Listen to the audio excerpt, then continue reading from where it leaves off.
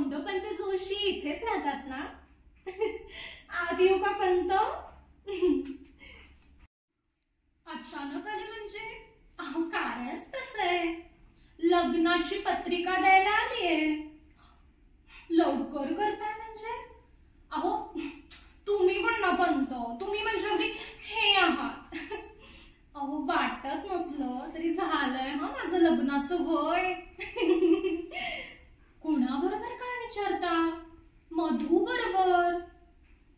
अहो मधू खारकर. हो त्याच्या बरोबरच करते लग्न. भांडण झालं होतं ना, मोठं जोरदार भांडण झालं आमचं. अहो तो नान्या नाही का, नानू सरंजमे माझ्या मागेच लागला होता बाई. अय्या तुमचा खास मित्र आहे ना तो.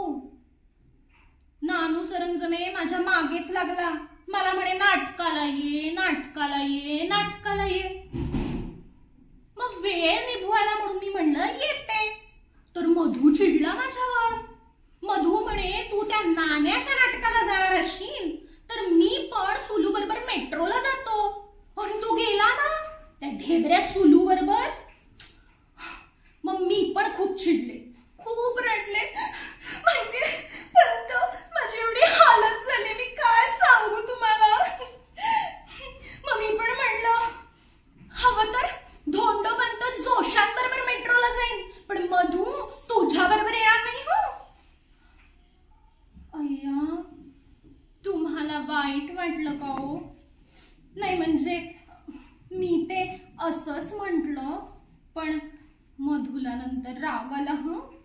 त्या दिवशी आपण मेट्रोवरून घरी आलो ना, तर खालीच येऊन थांबला होता.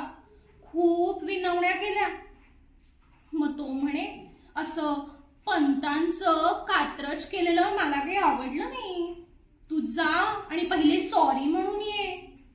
म्हणून आज आलीये मी पंत, तुम्हाला सॉरी म्हणायला आणि आमच्या लग्नाची पत्रिका पण द्यायला. लग्नाला यायचं बरं का, सगळ्यांनी यायचं.